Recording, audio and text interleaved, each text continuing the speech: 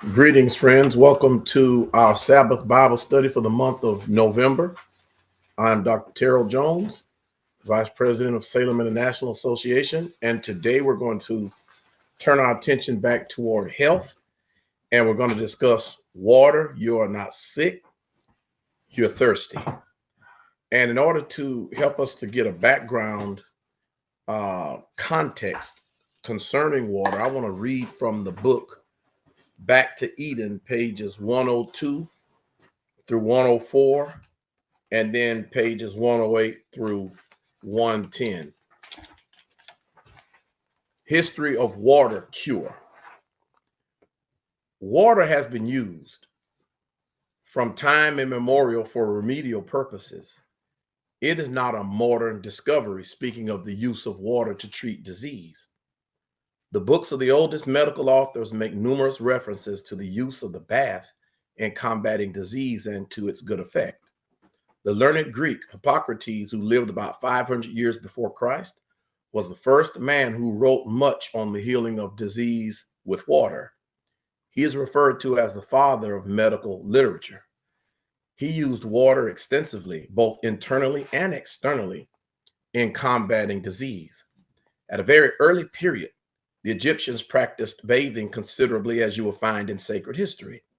If Pharaoh's daughter had not gone down to the river to bathe, Moses would never have been found in the rushes. Ancient Egyptians' pictures found in the tombs show people preparing for a bath. Bathing held a prominent place in the law that was prepared by Moses under divine instruction for the government of the Hebrew nation. The relation of the bath in the treatment of leprosy would naturally lead us to believe that it was used for curative effects. And it would be impossible to believe that an agent held in such high regard as a preventative of disease should not be esteemed as a useful remedy. The ancient Persians and Greeks erected stately and magnificent public buildings devoted to bathing. Darius the Persian's baths are spoken of as being especially remarkable. The Romans surpassed all of the nations in the costliness and magnificence of their bathing facilities. Some of their greatest works of architecture were their public baths. The baths were supplied with every convenience for increasing the use and luxury of bathing. Kings and emperors struggled for superiority in perfecting and enlarging those sanitary institutions. Some of them were large enough for 20,000 bathers to enjoy simultaneously. At one time, the number of public baths in Rome reached the mark of nearly 1,000.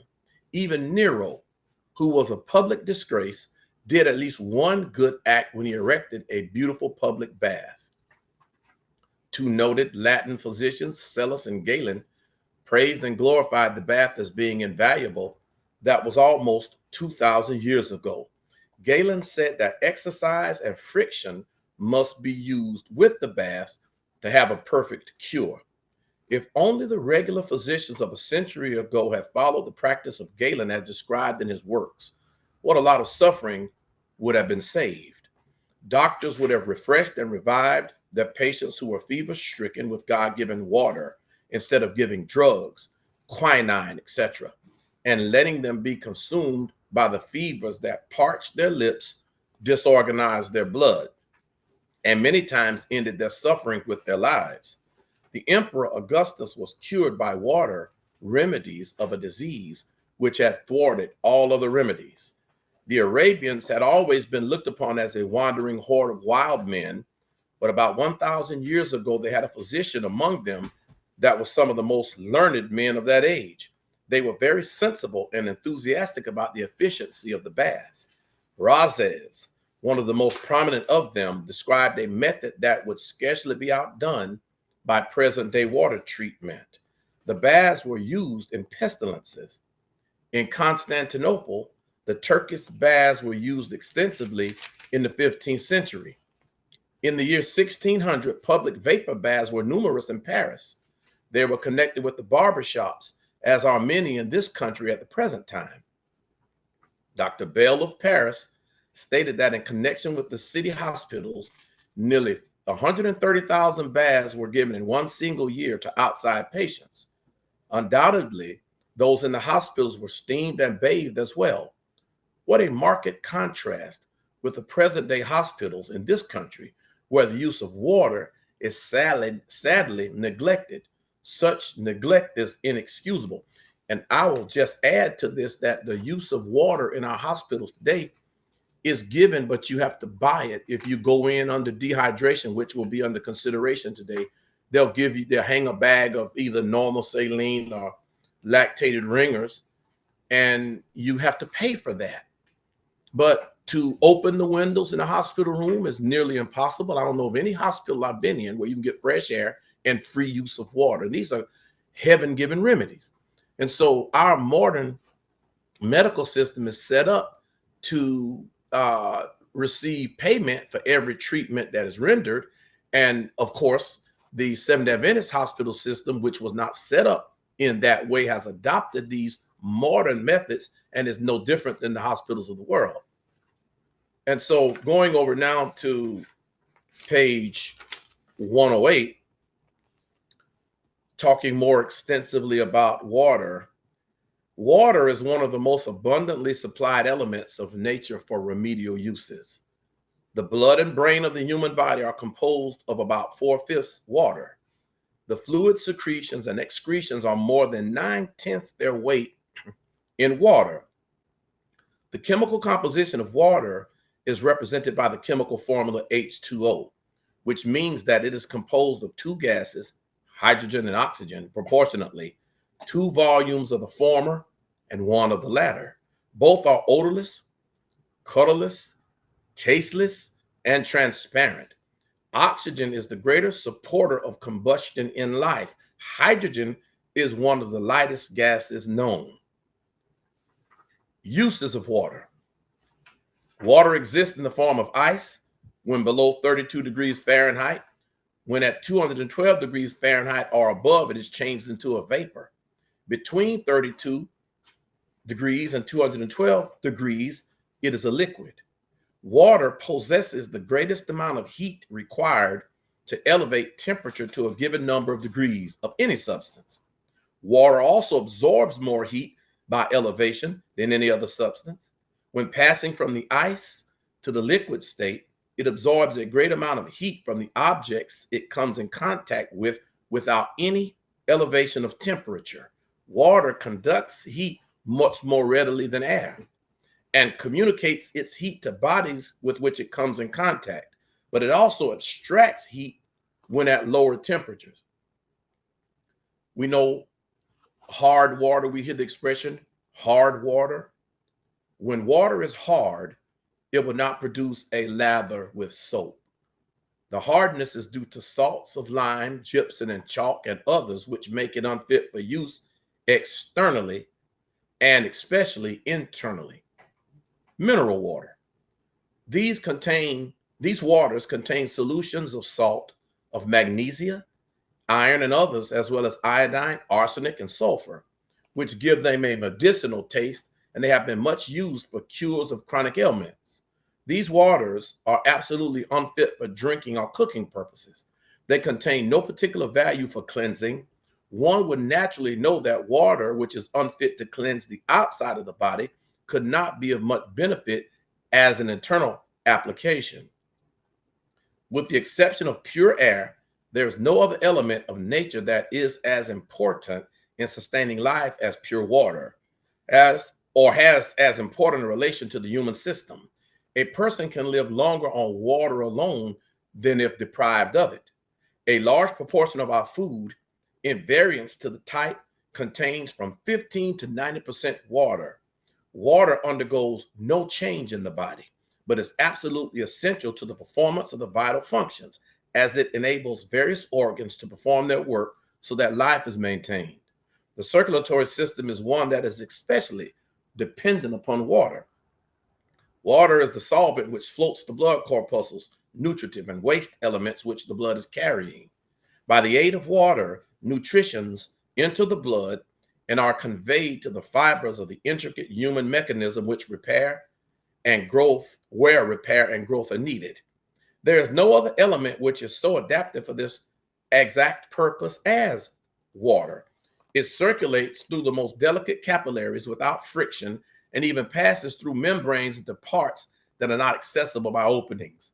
Water is continually passing away from the body from some organ of elimination, either skin, kidneys, or lungs. We're constantly losing water. If the kidneys become obstructed, we all know there is serious trouble. The dry air entering the lungs all the time absorbs moisture from the pulmonary membranes. Therefore, it is necessary to supply the body with plenty of pure water at all times. The average person eliminates about 5 pints of water in 24 hours, and an equal new supply must be made in order to preserve the fluidity of the blood. People whose work is of laborious nature, which necessitates profuse sweating, naturally require more water than others. It would also be noticed that the diet has a great deal to do with the amount of water demanded by nature. People who eat largely of animal products and use salts, pepper, spices, and condiments require considerably more water to dissolve and cleanse the system of these unhealthful things.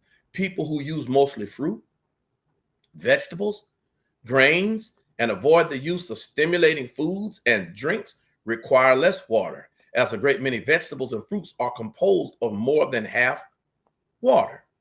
Water is the only substance which really quenches thirst. Other beverages quench thirst in proportion to the amount of water they contain, and many beverages cause you to lose more water from digestion than the water they contain and are unwholesome to the extent of injurious elements that are added. Now, these are things that we know about water. Some of us, this may be information that you've heard the first time, but for most of us, we know at least this much about water. But what we're going to discuss from this point forward today is going to be aspects of water that you did not know about, most of you, and you'll find it quite interesting. So, with that in mind, now we'll pray that the Lord will give us enlightenment to help us to be able to use the information that will be brought forth today. Let us kneel as far as possible.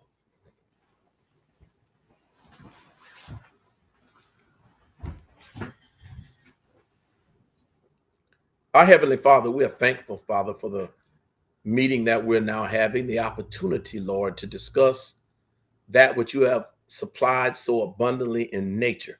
You have given us water freely. It falls from heaven. It's all in our bodies. The lakes, rivers are full of it, Father. But sometimes we don't understand the importance of it. Something so simple can be so profound. Help us to understand now how it relates to our health. Be with us. May the Holy Spirit fill each person's heart and mind today, that we may not only retain the information, pay attention to what is being said, but that we'll glean enough of this to have an excess amount to help someone else, Father, because we're going to find out that most people are dehydrated to serious consequences. Have mercy upon us now. Bless everyone and be with the speaker as well. In Jesus' name, we thank you in advance. Amen.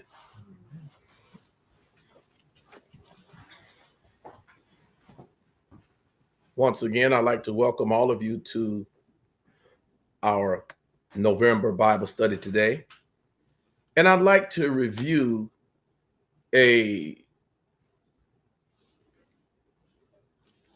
very helpful acronym, New Start.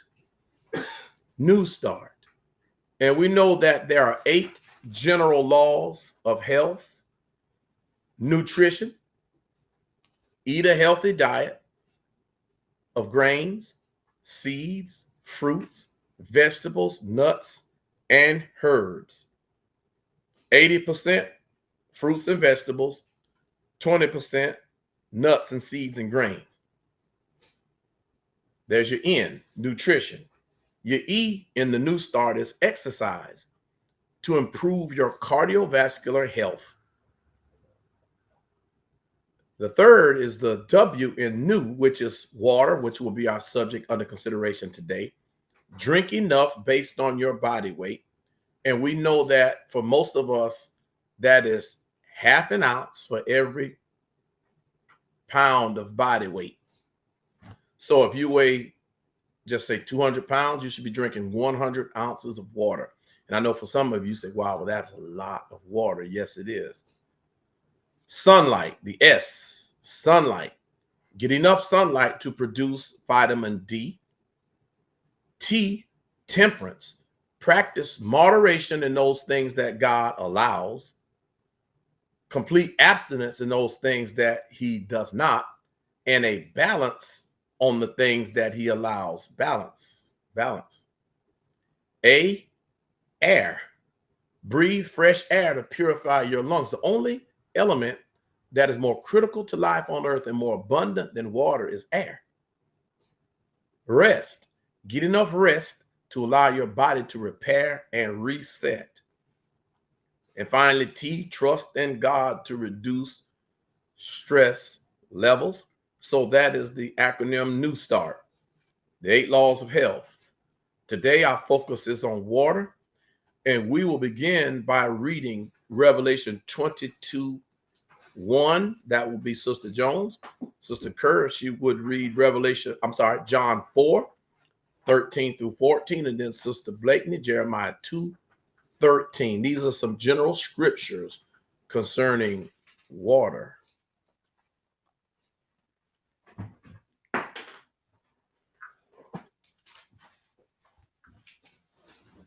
Revelation 22, verse 1. And he showed me a pure river of water of life, clear as crystal, proceeding out of the throne of God and of the Lamb.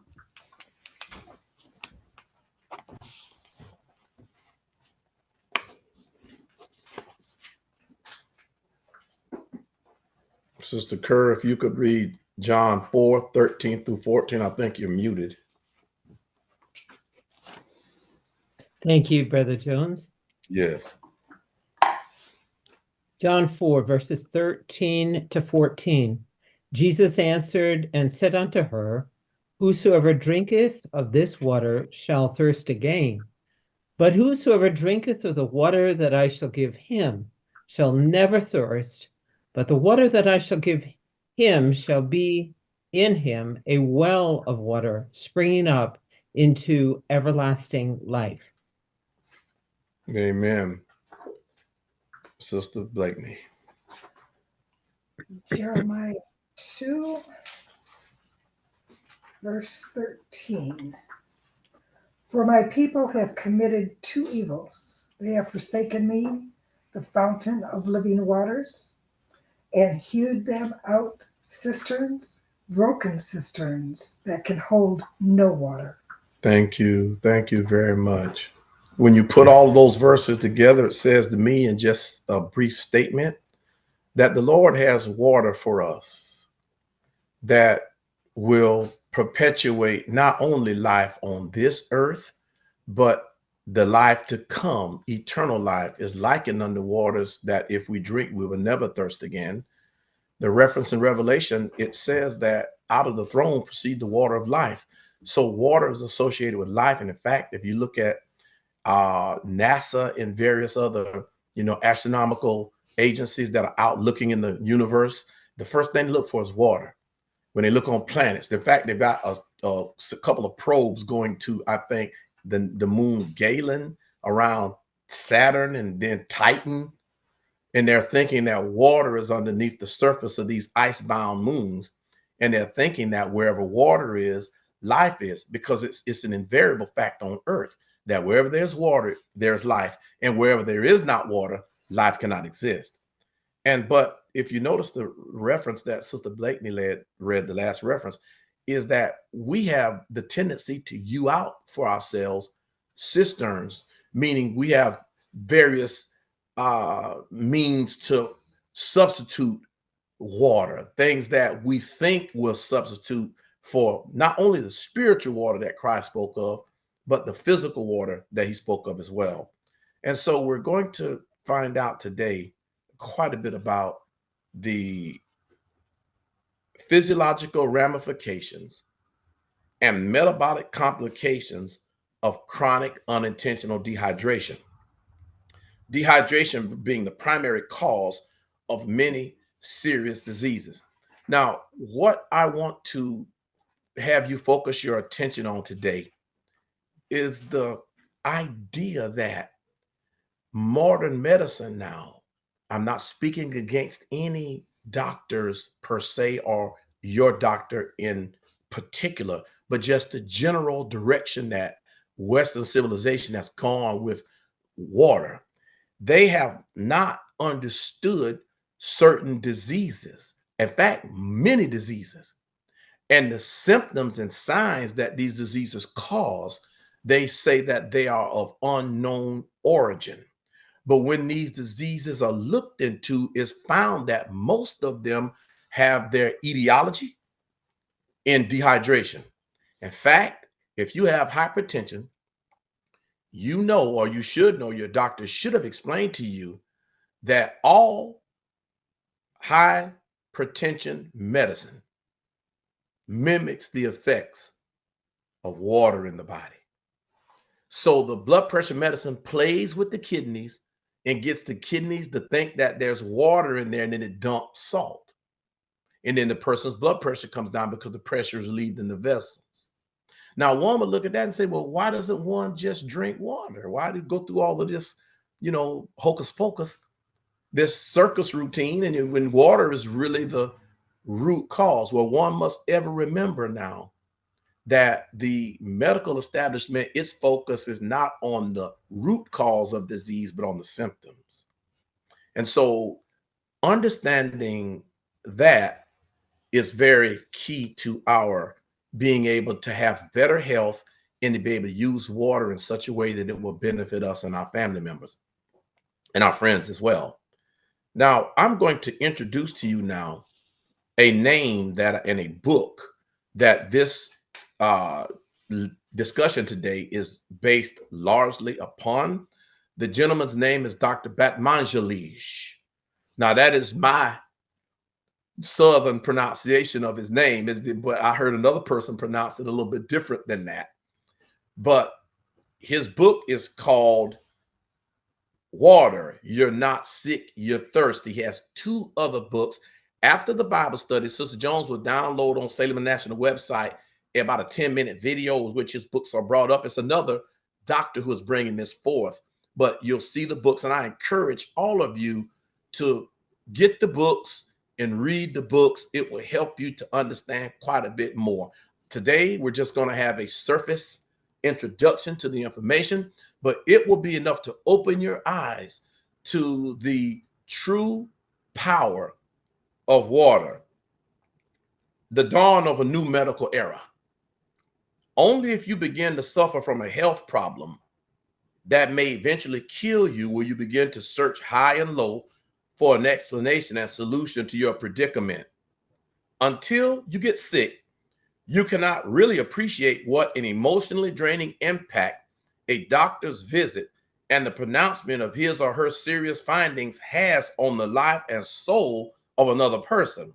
Let us hope you or anyone you care for never confront such a situation which thousands daily face.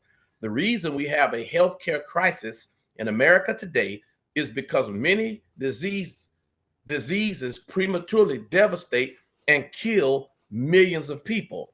At the same time, the healthcare crisis cost us about $1.2 trillion as of 2001, and it is predicted that this cost will increase by 11% every year.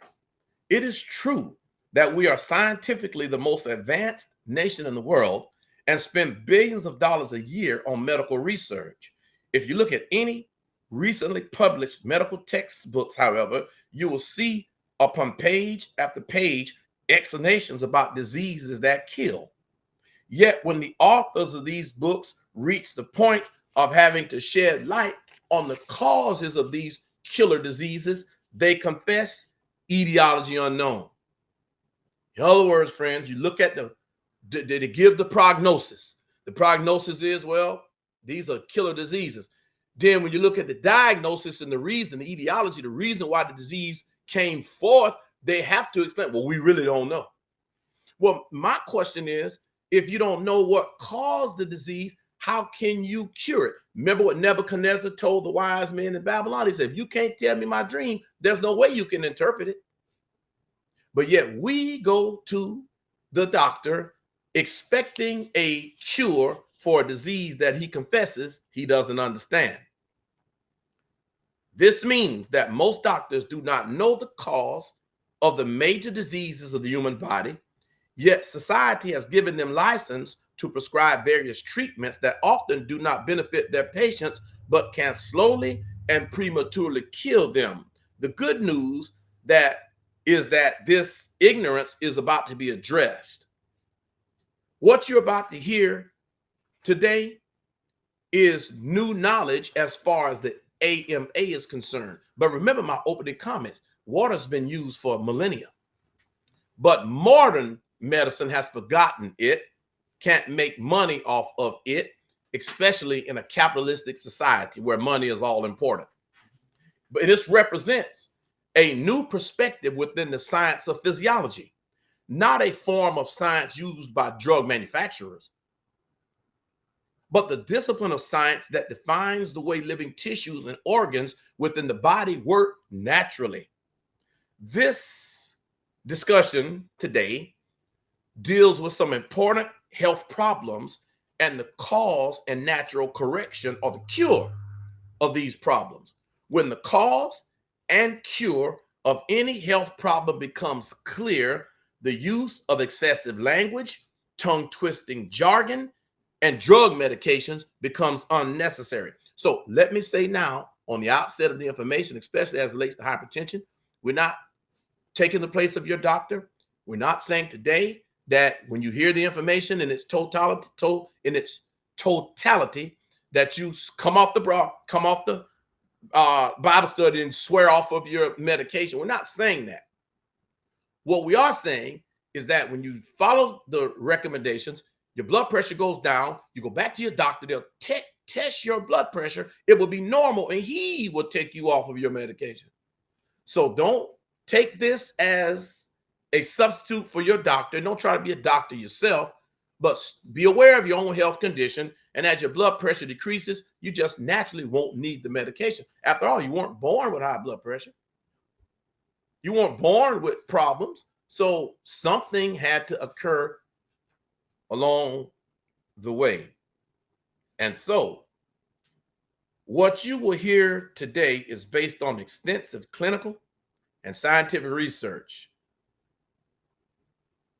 The author has researched, studied, and written about the information in this book that I'm quoting from and many other books that he has written for a 22-year period, in addition to his medical training, which began in 1950 when he entered St. Mary's Hospital Medical School of London University.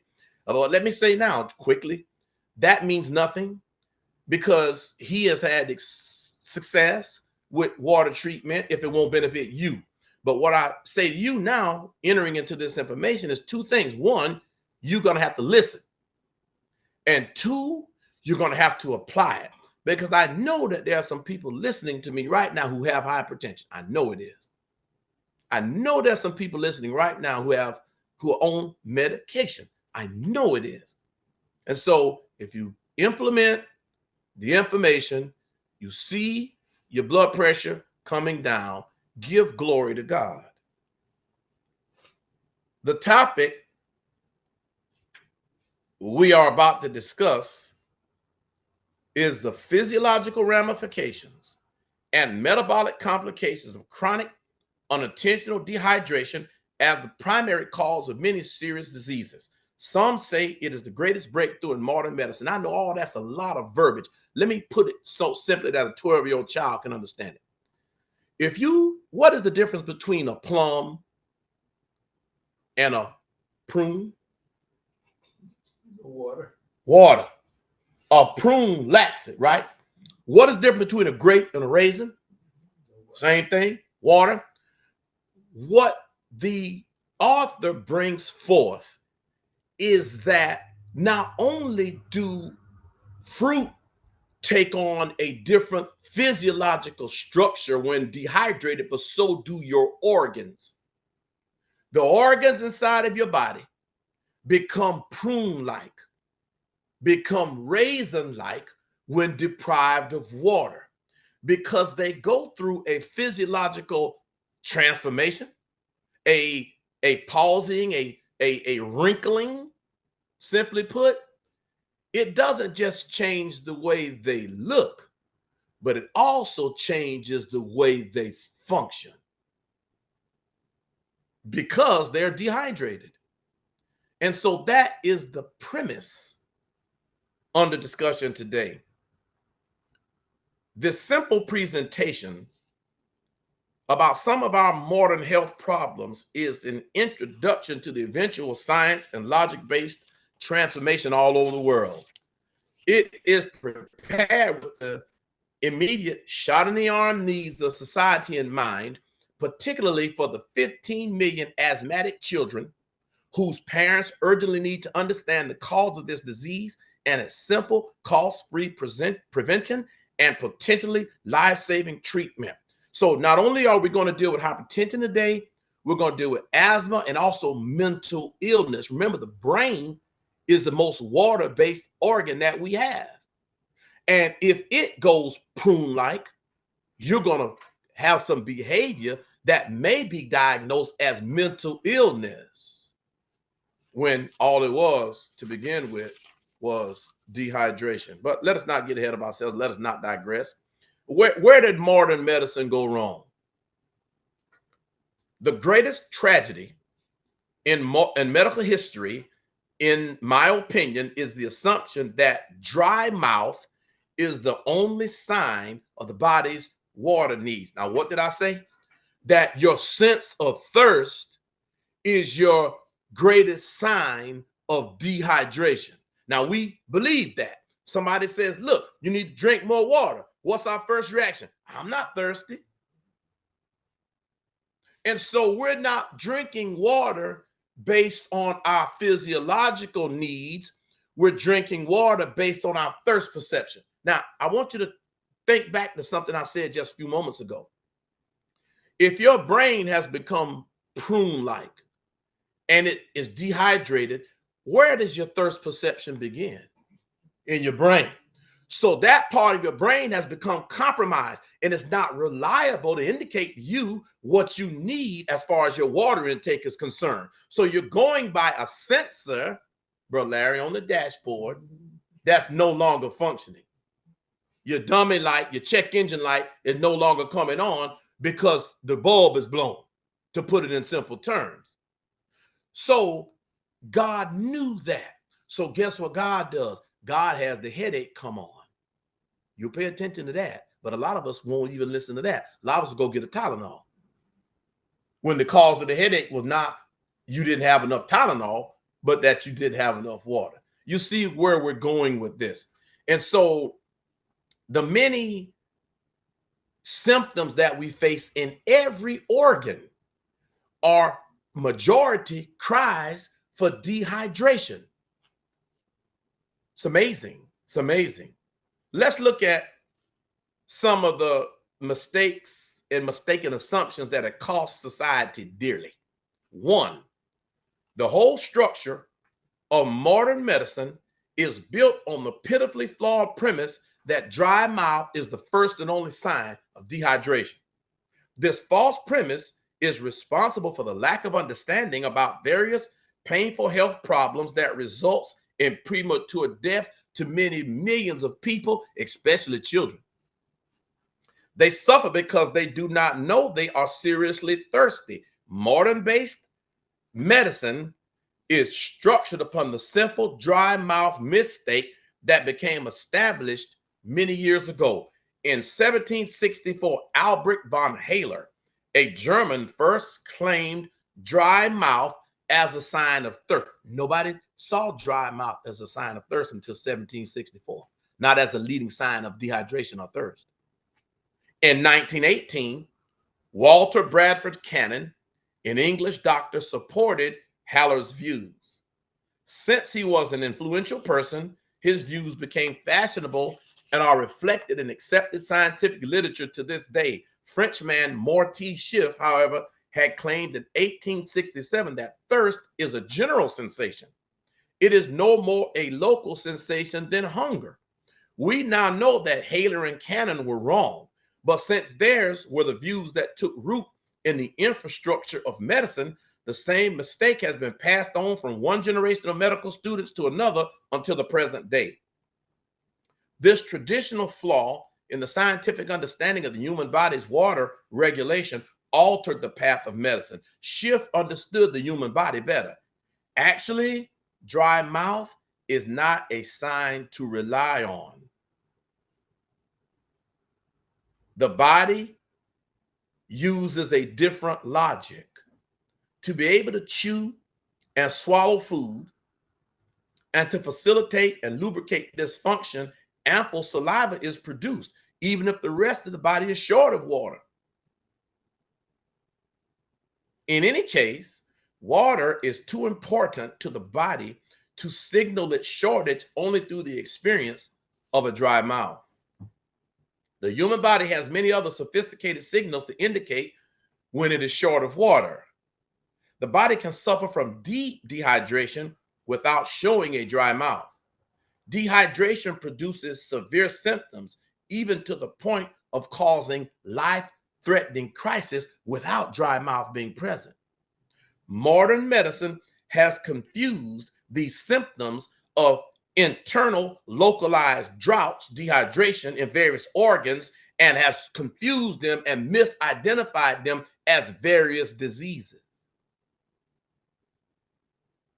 As a result, toxic medications are prescribed to treat diseases rather than dehydration. Somebody will say to me, well, Dr. Jones, toxic medication. What do you mean toxic medication? Well, this is what I mean. I'm not saying do this, but if you unscrew the cap of your medicine, you put all of them in your mouth and drink water behind it, you'll be dead in a few hours from overdose. Dry mouth is one of the very last indicators of dehydration of the body. By the time the mouth is dry, it becomes an indicator of water shortage. Many delicate functions of the body have already shut down and prepared for deletion. This is exactly how the aging process is established, through a loss of enzyme functions through dehydration. Anybody who is dehydrated, they look old. You know, if you drank alcohol earlier in your lives, when you get off of a binge, the next morning you dry mouth and you look at yourself in the mirror, you look bad. Think about what your internal organs look like when dehydrated. A dehydrated body loses sophistication and versatility. One example is juvenile diabetes, in which the insulin-producing cells of the pancreas are sacrificed as a result of persistent dehydration. They claim it an autoimmune disease. They say, oh, the child has autoimmune diabetes. His body's immune system is turning on itself, when that's not what is happening at all. What is happening is the body is sacrificing those cells to cannibalize the water that is within the cells, because they would die otherwise. And so it's using the pancreas, the water that's in the pancreas and the sodium bicarbonate in the pancreas to preserve life. And the medical establishment says, well, his immune system, he has type 1 diabetes. He has diabetes. Asthma is another one, where the bronchial passages are so dehydrated that if the air were to go through it in full force, it would blister and bleed and make the bronchioles and the alveoli within the lungs bruise and bleed. So the lungs swell up and make the air come through more slowly so the person can live. Asthma. When if they would drink water, not just one glass and say, oh, that didn't work, but get on a systematic approach to drinking water, to proper metabolic hydration, they would find over time, and not a long period of time, if they keep it up and do it consistently, that the symptoms would alleviate. The second mistake is that in the basic science of medicine, the thinking that water is a simple substance that only dissolves and circulates different things is flawed. Water is not a simple inert substance. It has two primary properties in the body.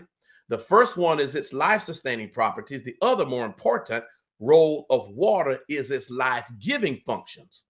Modern medicine recognizes only the life-sustaining properties of water. In other words, it only recognizes that water floats things around.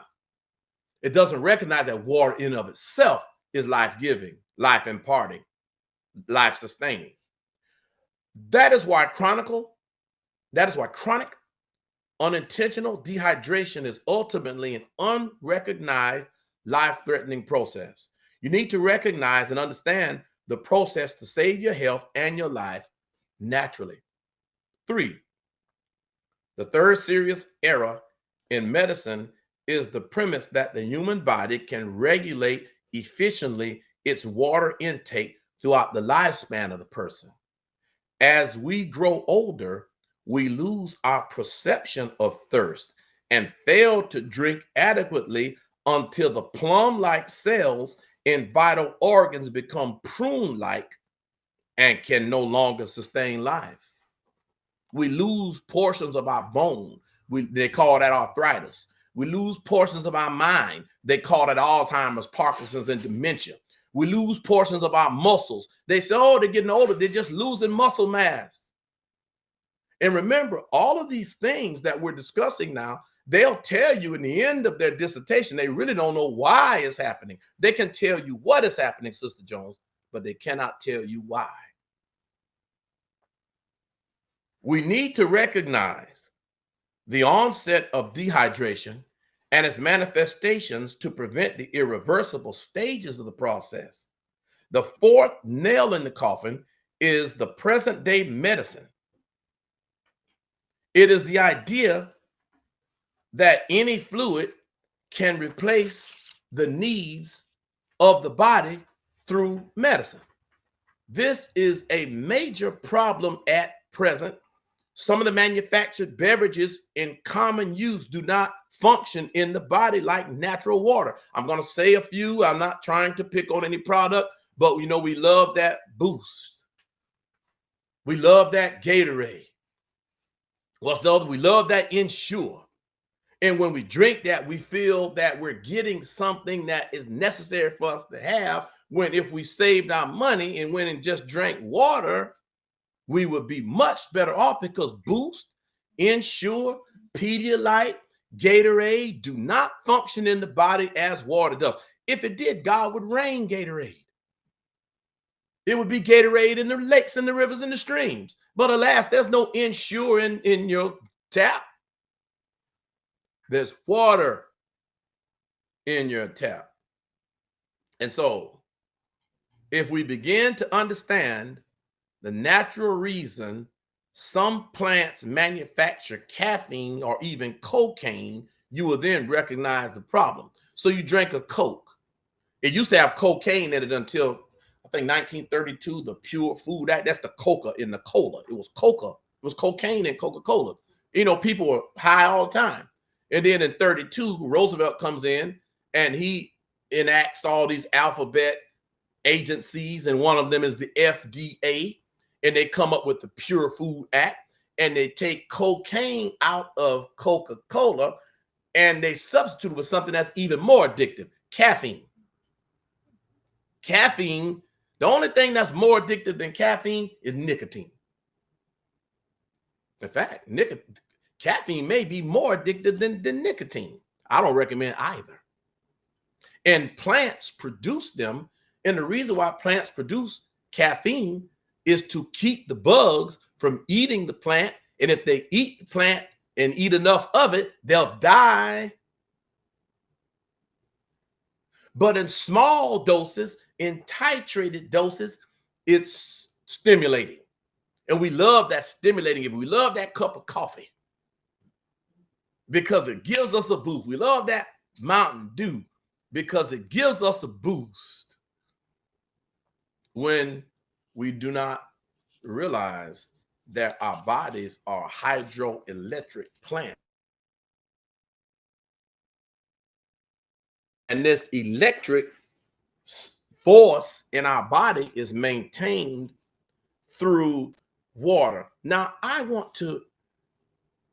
think the Lord has your attention, but what I want to do now is look at a little bit of the biography of Dr. Batmanglij and how he stumbled across this universal truth. Now, he's something like Benjamin Franklin. Benjamin Franklin didn't create electricity, did he? It already was here, right? When he flew the kite up and had the key on it, he just did what? He discovered it. He didn't invent it. Dr. Batmanglij did not invent the use of water.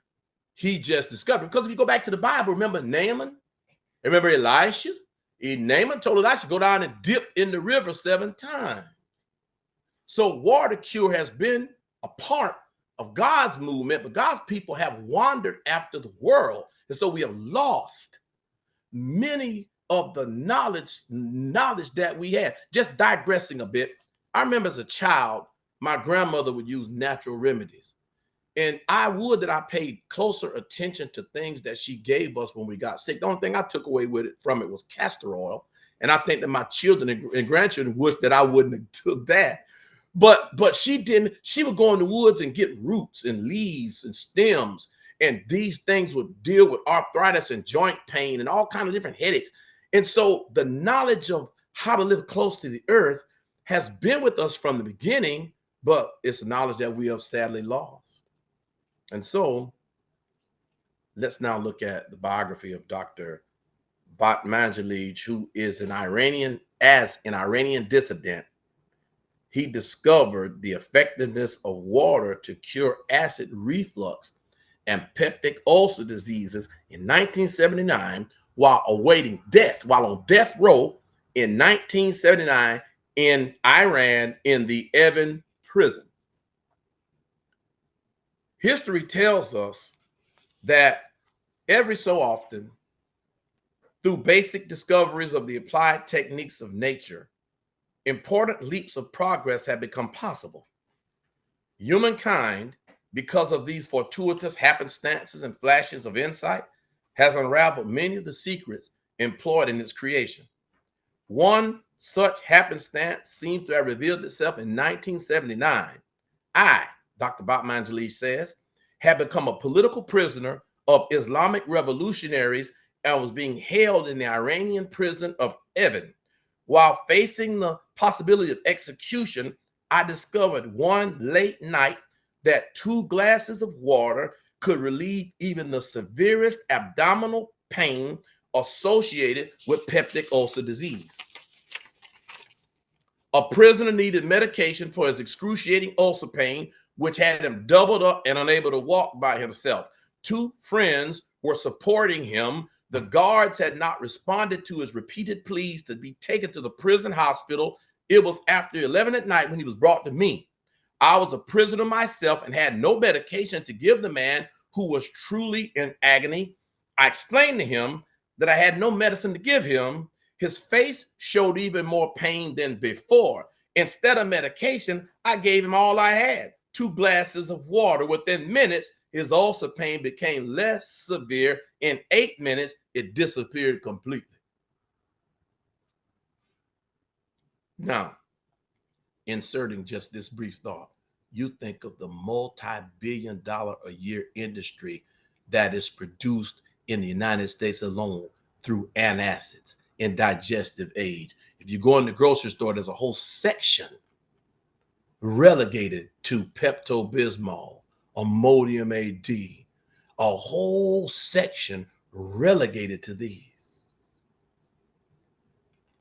Well, this confirmed for me, continues Dr.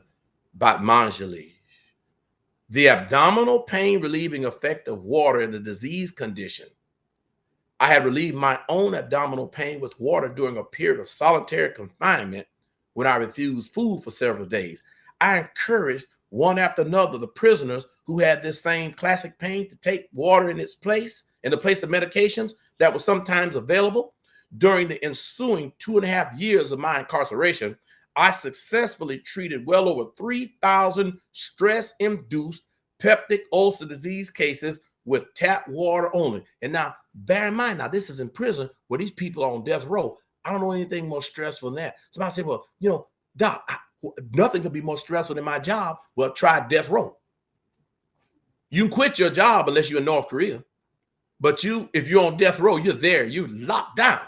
There's nothing more stressful than that. He was getting good results on the stress as high as death row.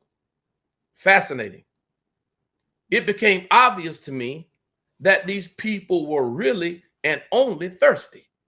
They were presenting their dehydration in the form of a painful crisis situation that we in the medical profession had labeled a disease condition. To put it in my terms, what these people were doing, their bodies, they weren't listening to their bodies telling them that they were thirsty in the early stages. So the body had to show its manifest its dehydration in a form serious enough that they would really listen. Peptic ulcers. Burn a hole through your stomach. And there's a physiological reason why. And my purpose today is not to set the physiological basis, but to awaken our awareness to this. As a last defense at my trial, Dr. Mangelis continues, about 15 months into my imprisonment, I presented a scientific article to be released for publication. I told the judge that even if he had me shot, to please not lose the information.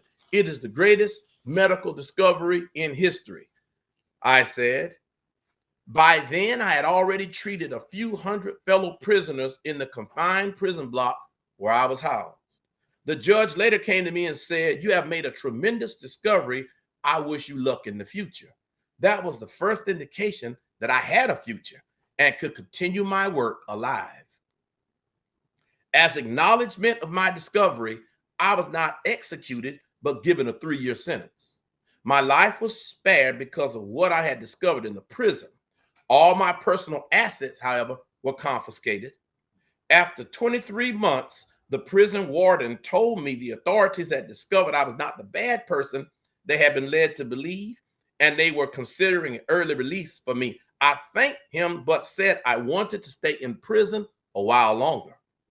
I was in the middle of clinical observations on the effect of water as a treatment of various stress-induced health problems, including bleeding, peptic ulcer conditions. I explained to him that as a sort of stress laboratory, Evan was unique. Needless to say, the warden was surprised. He thought he was doing me a great favor by wanting to release me before the end of my sentence. He agreed that my work was important, however, and that I should be given the opportunity to complete what I was doing.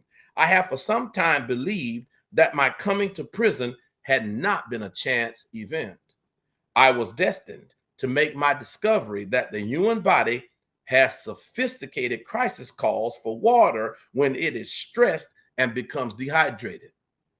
I stayed in prison an additional 4 months and reached certain clinical conclusions that now needed scientific explanations. After 2 years and 7 months of imprisonment, I was released with an official acclaim for my discovery. During my prison time, I gained much new understanding about the physiological effects of water and its relationship to many disease conditions. It all started with abdominal pain. I published the first announcement of my discovery in the Iranian Medical Association Journal while I was still in prison. A translation of the article was sent to America and was eventually restructured for publication as a guest editorial in the Journal of Clinical Gastroenterology in June of 1983. Sister Jones is showing my battery being low. I don't know if I'm plugged up right. You may want to check that. So while incarcerated, Dr. Mangelis treated over 3,000 cases of stress-induced peptic ulcer. He discovered that the inmates and guards were presenting their dehydration in the form of peptic ulcers. He discovered that the human body has sophisticated crisis calls for water when it becomes dehydrated, and its cells become dehydrated, which we term disease. Thank you very much. And we know that Psalm 139:14, Sister Jones, would you read that for us? Psalm 139:14.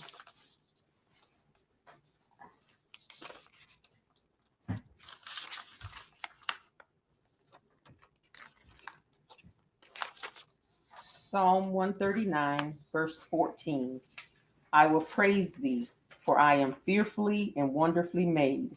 Marvelous are thy works, and that my soul knoweth right well.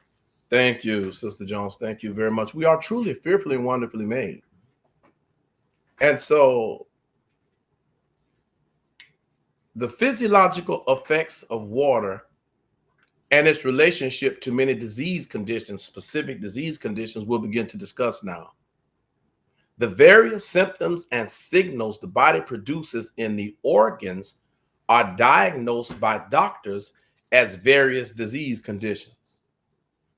The explanations that follow are based on clinical observations made in one of the worst stress laboratories in the world.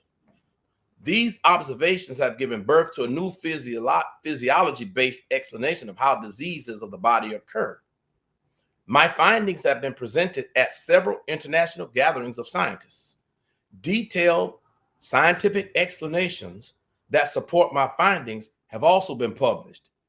It does not require a detailed knowledge of science to understand that water should be used to prevent and cure certain dehydration-produced disease condition. Nor does the use of water as a medicine, quote unquote, medicine, require food and drug administration approval. Water is the main source of life, and everyone knows about it. Still, there is shameful ignorance, friends, about the health dangers we expose our bodies to when we do not drink enough water. Our saving grace is that the human body understands the role of water in maintaining its physiological and physical well-being, even though mainstream medicine does not. To put all that into a brief statement is dangerous. You know, we often hear, well, what you don't know won't hurt you. You ever heard that? But that's not true. What you don't know can kill you.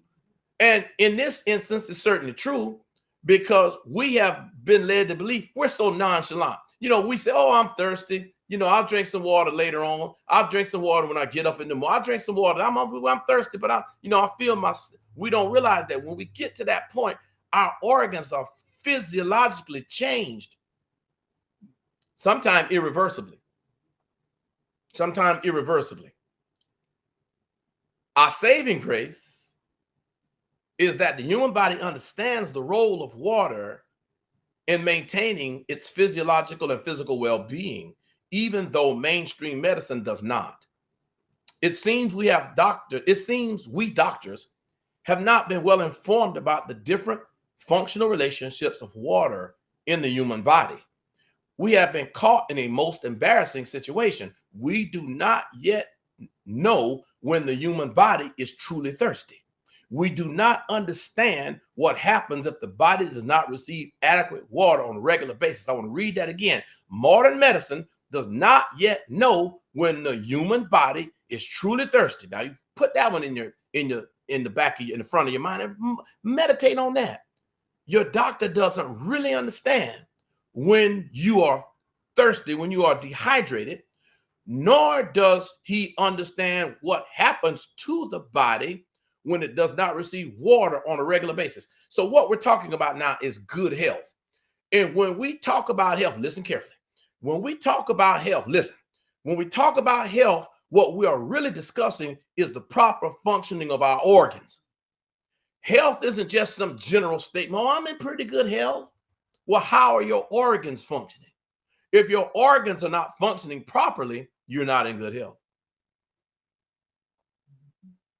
The current practice of clinical medicine is based on the application of pharmacological chemistry to the human body.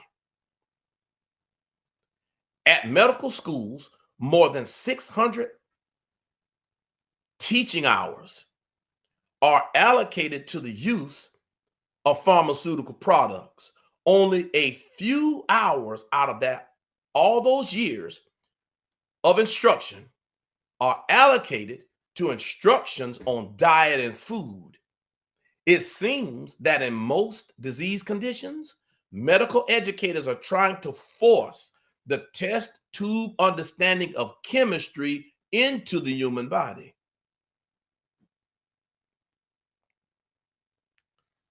The trouble is, pharmaceutical or chemical products do not cure most disease conditions, nor are most of these products safe for long-term use. In fact, many people are on a lifelong regimen of Prilosec. You all know what that is. It's a PPI, it's a proton pump inhibitor. They are on a lifelong use of Prilosec by their doctors. If you read the box, it will say only use for 14 days. Now, the question that we all must answer is, who is right? If I'm on Prilosec, I read the stated proper use of the product by the manufacturer. It says 14. Read it, look it up, Google it, look it up, read it. 14 days. But I've been on it for 3 years. And usually what happens is, what happens with a proton pump inhibitor is that it shuts down the production of acid in the stomach. This is very dangerous because then you can't kill off bacteria. So you're susceptible to all kinds of infections because you're on a proton pump. You're shutting down some function. That's what allopathic medicine does. It shuts down functions of the body. What naturopathic medicine does is stimulates. You take a hot bath or a friction rub, a salt glow, you go out in the sun. It stimulates your body. You exercise, it stimulates. When allopathic medicine, it shuts down the function. The cholesterol drug is Lipitor. What it does, somebody said, well, we got my cholesterol down. You know, I had a cholesterol problem. You're still eating and living and eating all that old greasy pork and fat and chicken and all other stuff you ate, and you didn't stop doing that. But you got on Lipitor and you said, oh, my cholesterol numbers are good. Yeah, they're good because Lipitor destroys liver cells, thereby shutting down the function of the liver and the production of cholesterol. So when we understand how allopathic medicine really works, then we would be wise to know how to move away from allopathic treatments to naturopathic treatment. But here's the situation. Naturopathic treatment take a long time. You've been all your life getting in the hole, but we want to take a pill and get right out of it. My head hurts. You know, I got time to drink water for 6 months to get straight again. I need a pill. I got to go to work in the morning. Well, just something for you to think about, friends. It's something for you to think about.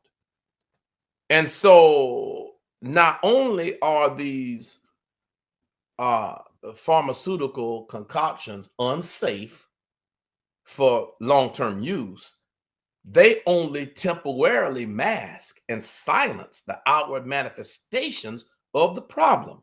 No matter how seemingly scientific, sophisticated, and appealing the justifications for the use of these chemical products might seem, they often do not remove the underlying medical problem, except for the use of antibiotics in infections. People with hypertension who begin treatment with diuretics or other chemicals are not cured.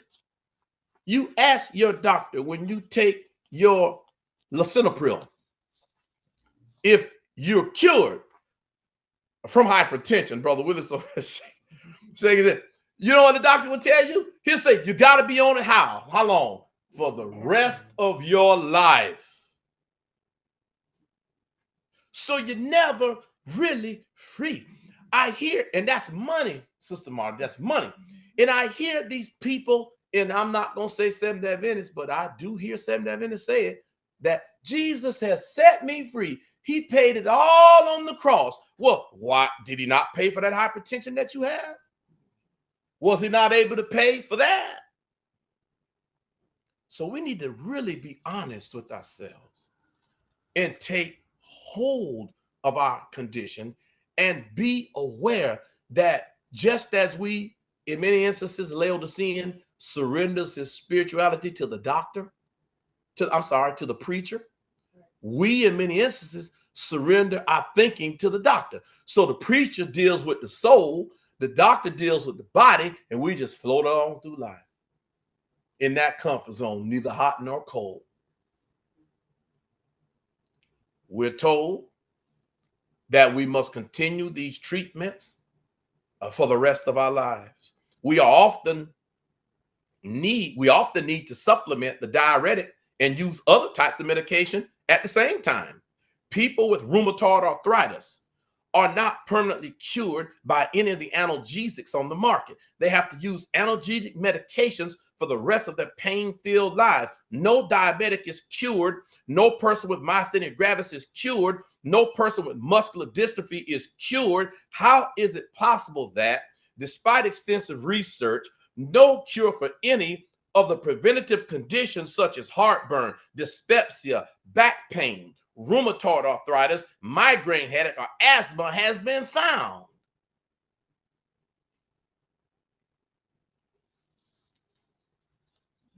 Mighty quiet in here. Mighty quiet.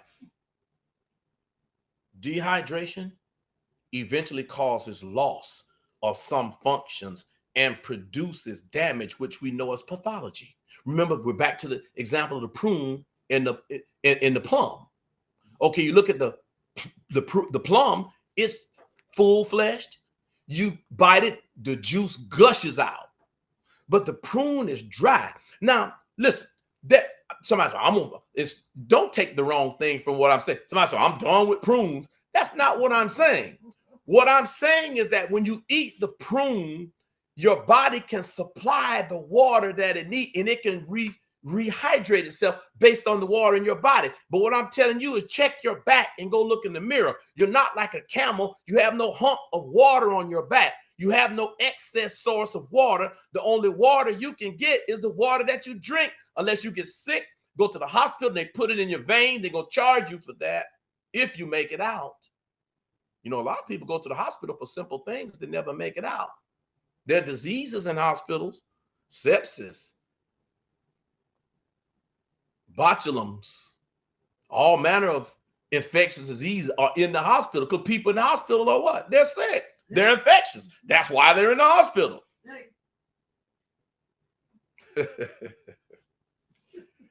Well, serious friends.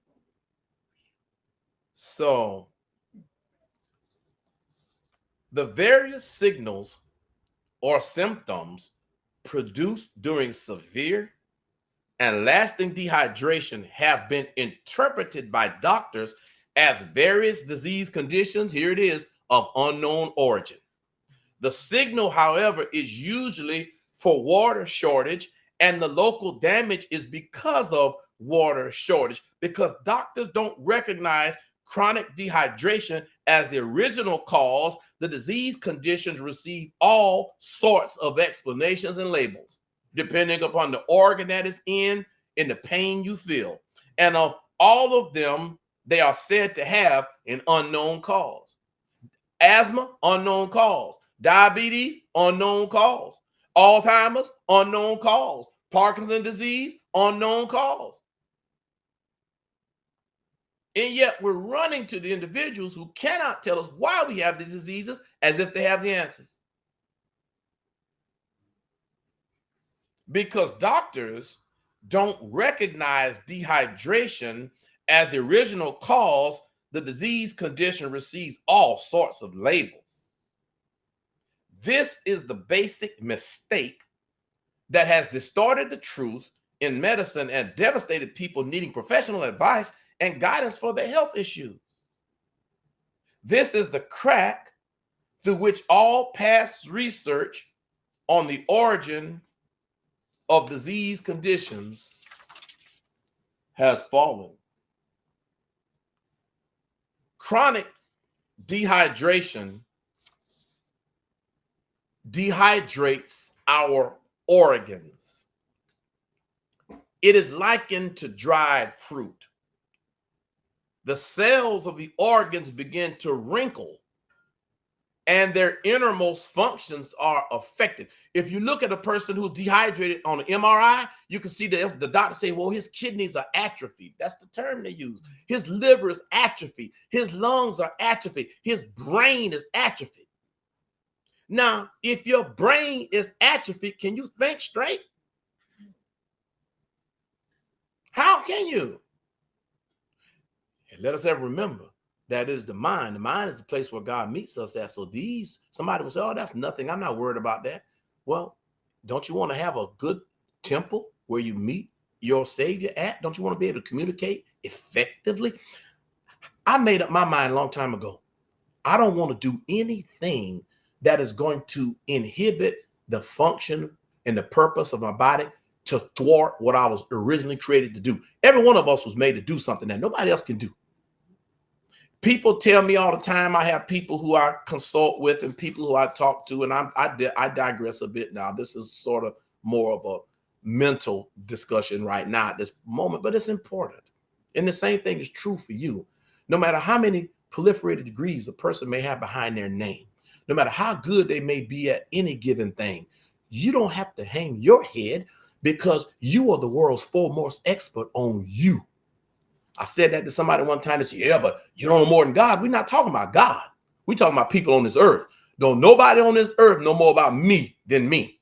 And the same thing is true for you. So when you go to the doctor, that ought to hold true there. You should know more about your physical situation than the doctor. The doctor really don't know what you're doing, but you know. You may go in there and tell the doctor a little tale. You may not be honest with the doctor. You know what you're eating. You know what you're doing. You know if you're getting enough rest at night. You should be well acquainted with your physicality. And so chronic dehydration then produces organ damage. Imagine a juicy plum picked from the tree and left exposed to the sun or wind. It becomes a prune. The dehydration of the plum produces the shriveled interior and wrinkled skin that are typical of a drying fruit. Loss of water causes the internal and external structures of living things to change. But that dehydration in a fruit, be that dehydration in a fruit or in a person. So when a thing, no matter what it is, lacks water, its physical structure changes. And just saying that has made me thirsty. Pardon.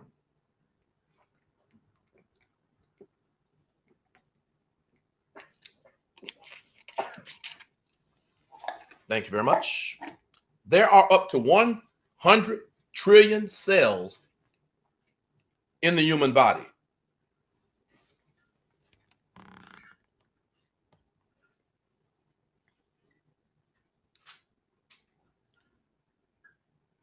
Of a human being. Depending on the area where the dehydration has settled most, the cells in that region begin to wrinkle and their inner functions are affected. A shortage of water in any region is reflected by different signals that denote dehydration and are the body's indicators of its local or general thirst. At present, these indicators of dehydration of the body are not understood and are treated as indicators of disease conditions of unknown origin. What are the common indicators of dehydration? What happens to our bodies when we don't drink enough water? What is enough water? Well, we've established early that that's half the body weight in ounces. We now need to find the answer to these three important questions, one of which we have answered. A must do before we begin. You need to turn on your brain's logic powers and put aside any preconceived ideas you might have. Whatever you have read about health matters in the past probably does not reflect the true importance of water to health and well-being. From my perspective, there are three different sets or sensations that signal local or general thirst. At most of these stages, the presenting symptoms are reversible without much damage. The first is the general perceptive feelings. They include feeling tired. Now, what we're talking about now, we're drilling down. We've established that thirst is a late sensation of dehydration. But we've dealt with the negative, but now we want to accentuate the positive. How is it that we can recognize thirst early? Feeling tired. How many people do you hear, I'm tired? I mean, not if you've exerted yourself, that's understandable, but you just have to you get up, you wake up tired. Feeling flushed, feeling irritable, feeling anxious, having anxiety, feeling dejected, feeling depressed, not sleeping well, feeling heavy-headed, having irresistible cravings, and having a fear of crowds and leaving the house. Those are early signs that you are dehydrated. So the body enters what Dr. Bob Mangelige calls drought management programs. Let me explain it to you this way. Think of your body as a municipal location, and your brain is the hospital. Your stomach is the playground, and there's no water in the city, but just a little bit, just enough to supply one of those two areas. Is the city going to supply the hospital with water or the playground with water? Which one? The hospital. So your body is going to deal with the most urgent organs first. So one of the early signs of dehydration is inability to digest food, because you don't have to have food right away. So the body shuts the stomach down, and then notice you have then gas, because you're not drinking enough water, and nobody can tell you because you won't listen. So you suffer. You wait, you go to the doctor expecting that he'll explain it to you. He doesn't understand. So you have to come to a meeting like this and let the Lord explain it to you. The second group of conditions that represent indicators of dehydration are the body's drought and resource management programs.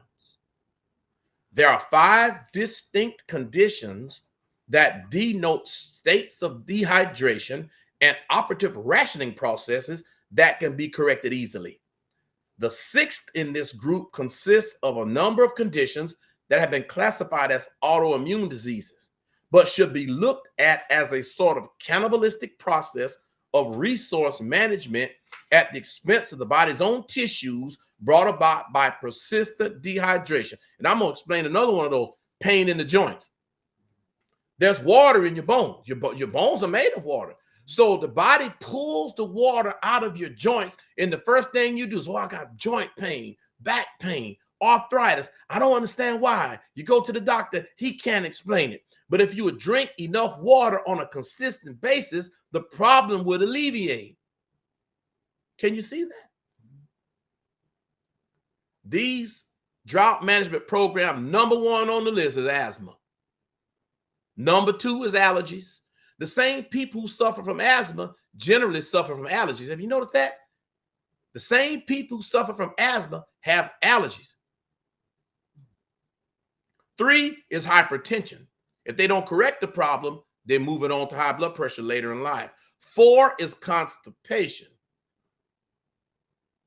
Now, notice how far down the list constipation is.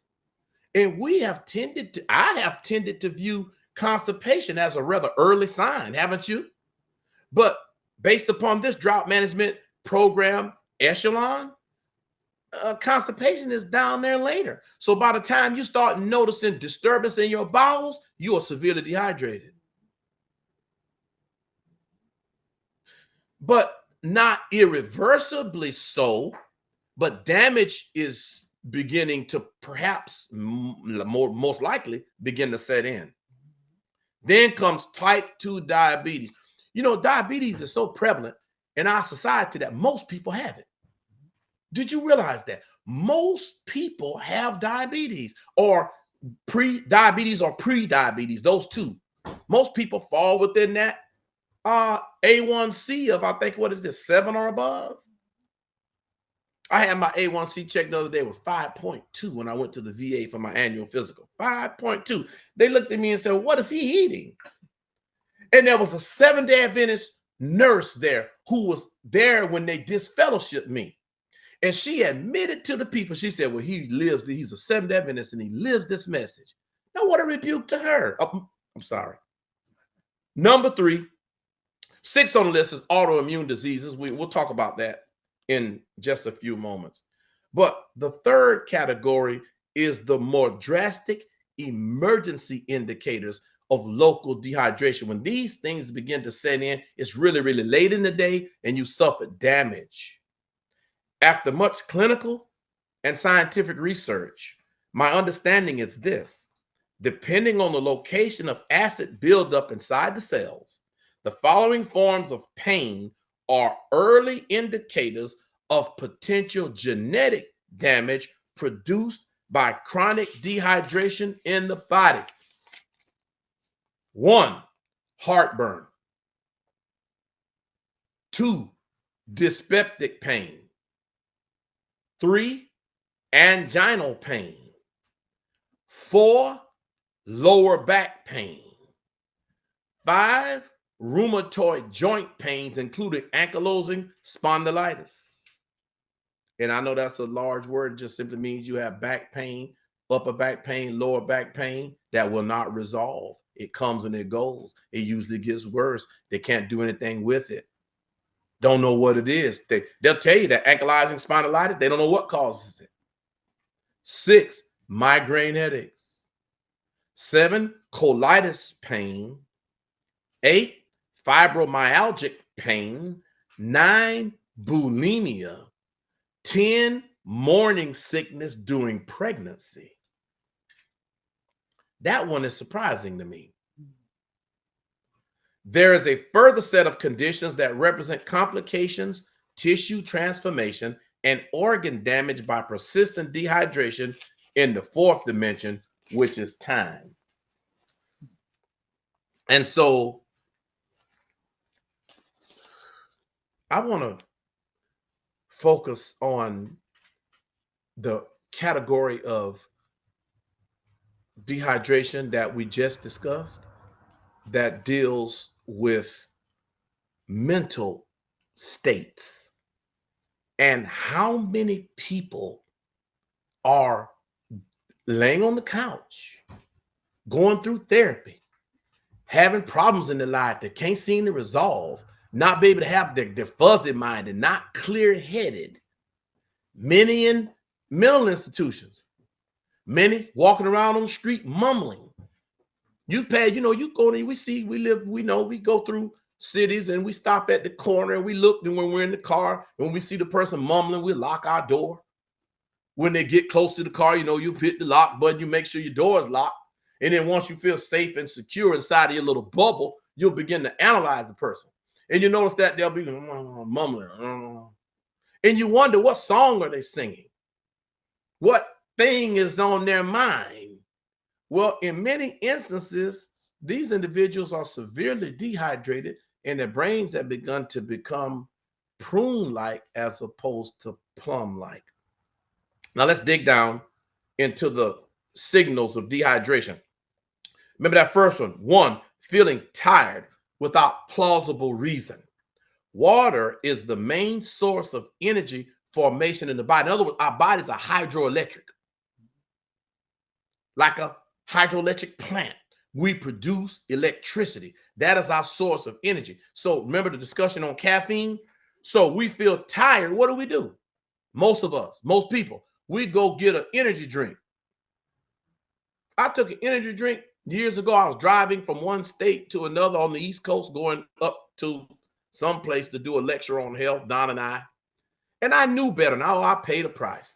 Don said, Terrell, don't do that. She said, just get a drink of water and step outside the car and exercise. I said, no, Donna, no, we got to get there. I gotta get there. Let me take care of this. So I went in there and got one of those energy rushes, you know. And I said, well, look, I need to really stay awake. I drunk 2. It was 3 days before I could go to sleep. And when I finally went to sleep, I slept for 4. And I had all kind of heart palpitations and all kind of things was going on in my body. There is no shortcut. If you're tired, you have to go to sleep. If you're lacking water, you have to drink water. There's no substitute. So water being the main source of energy formation in our bodies, even the food that is supposed to be a good source of energy has no value to the body unless it is hydrolyzed by water and energized in the process. Furthermore, the energy source for neurotransmission and for the operational directives that get things done is hydroelectricity, which is formed in the nerve pathways, and that connection to the muscles and joints in the body is undeniable. And there's another undeniable thing, friend. If you are tired because you're lacking water, your body often misinterprets that as hunger. So you're really thirsty, but guess what you do? You go eat. And you keep eating, and you keep eating, and guess what happens then? You can't eat all that food and stay thin, so you begin to gain weight. So the cure then, in many instances for obesity, is the proper hydration of the body, because the body hunger signal and thirst signal often are the same in the brain, and the person doesn't know the difference. I'll tell you another signal that is often confused and confusing in the brain. After about 2 hours to 3 hours after you eat, your body is about done, your stomach is about done digesting the food. When the stomach is done, it's tired. And naturally so, it's done its job. But we often misinterpret that tired sensation for hunger. And you know what we do? We'll begin to snack. We'll begin to snack about 3 hours after we eat. If we would just go drink some water, the hunger sensation will go away. Now, I do want to emphasize now the part that our neurons play in this, in habit, the part that habit plays in this. I want you to listen very carefully, friends. Our brain cells are called neurons. On the end of these neurons, there's something called dendrites. They're like Velcro. They link one brain cell to another brain cell. If you would look at your brain under an MRI, it's moving. Your brain is moving inside of your skull. It doesn't just sit still, it moves. When you think a thought, your neural synapses, those dendrites, come together. When you stop thinking that thought, they separate. Now listen, for thoughts that we think repetitively, they connect and stay connected. That's a habit. So say I have a habit of not drinking enough water, where those dendrites have connected in my neural synapses. And so I've made a pathway now, a habit of not drinking water. And this is true for addiction, drinking, smoking, overeating, sexual addictions, pornography, or any addiction. Your brain accustoms itself to the thoughts you continuously think. Remember the reading Sister Jones gave us, the body is fearfully and wonderfully made. So then You better be careful what activities you engage in, because they're going to become habit. Speaking to lay people, but speaking to scientific people, your dendrites and your neural synapses will connect and fuse.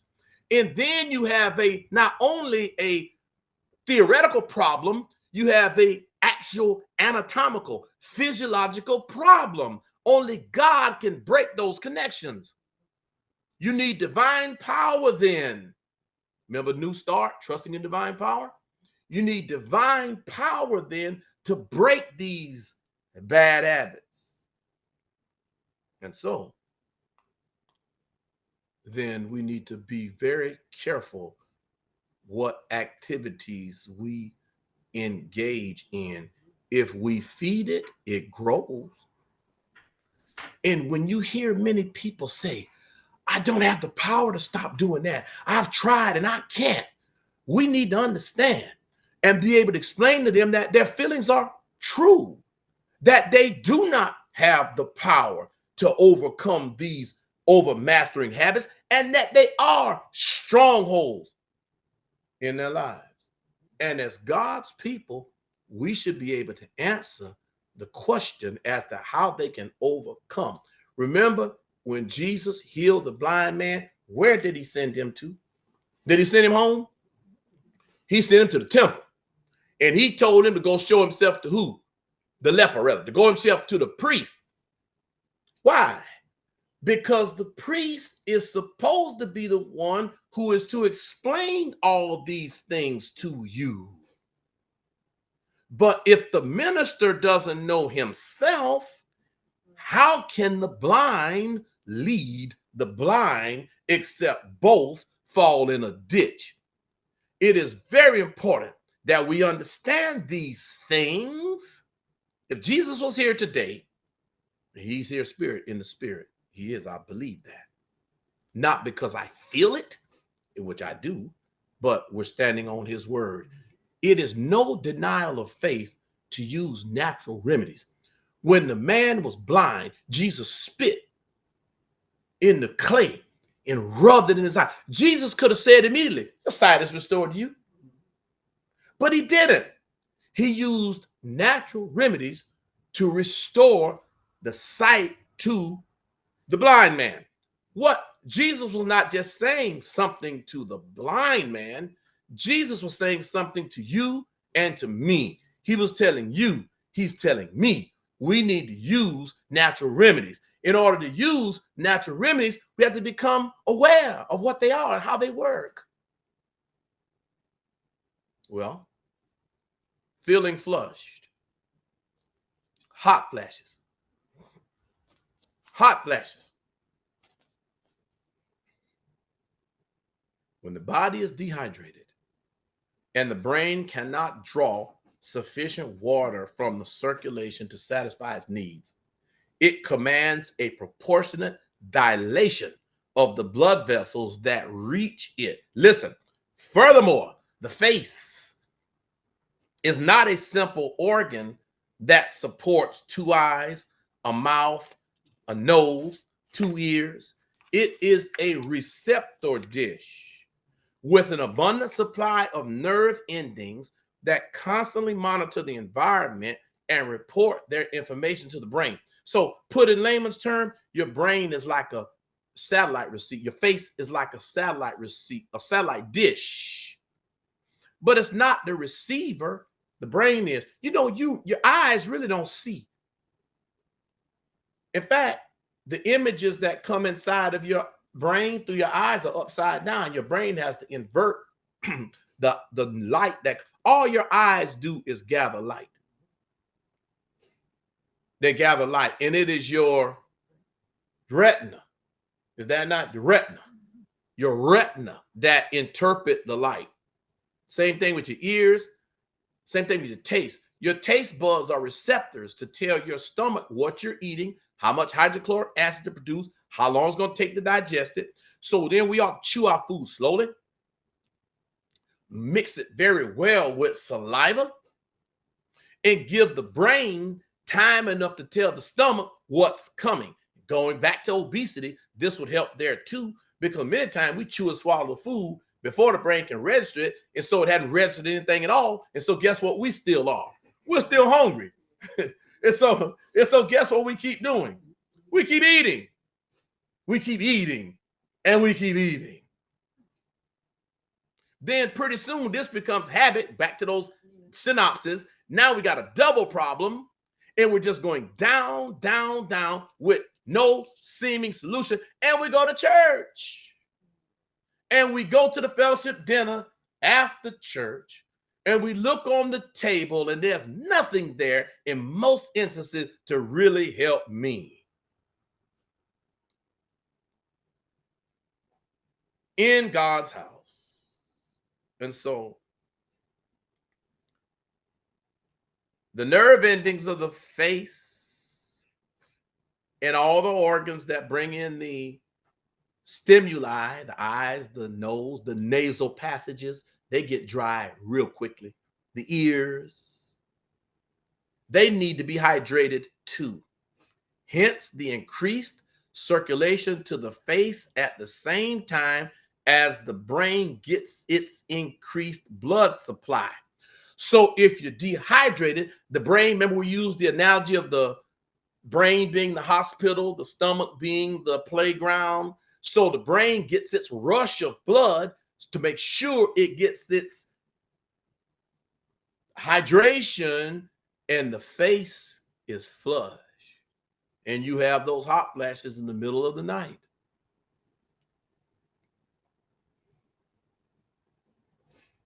And you go to the doctor, they can't tell you why you're having hot flashes. What they say is you're going through menopause. It will pray for you. They might not even say the latter, but they'll definitely say the former. They'll tell you that you're going through, and they may prescribe you some kind of things to tinker around the edges of the symptoms, but it's something that you're going to have to experience, they say, because it's just a natural part of the aging process. No, not a natural part of the aging process. It's a natural part of dehydration. If you see someone with a red nose, remember Jimmy Durante? Remember him? Some of us old enough to remember Jimmy Durante. And flushed face, often seen in alcoholics, because alcohol truly dehydrates the brain, leading to hangover headaches. That person is dehydrated and in need of water, and that's the first thing they'll get. And now, if you notice these alcohol selling entities who advertise on television, they'll say to drink responsibly. You watching the news and up pops a commercial, drink responsibly. What they're really saying, Brother Blakeney, is they want you to drink longer. So they'll tell you to drink water in between your shots so you'll last longer and drink more. And they'll make more money. We live in a capitalistic society with all the positives and the negatives that ensue. And so let's look at the third one as our time wanes. Feeling irritable and unreasonably short-tempered. Now, we have all gone through this. The speaker, number one. I've been known to, cut things short. I have been known to do that. And we have to admit that. I mean, the Lord said, confess one to another. We have to be honest about where we are. I'm better at it now. I'm much better at it now. And I noticed that I'm better at it because I'm drinking more water. I'm more thoroughly hydrated than in years past. And Donna's over there smiling because she knows, especially when I walk on the job site and I see my guys standing around. That really sends me. That really, and I know you know. Oh, we don't,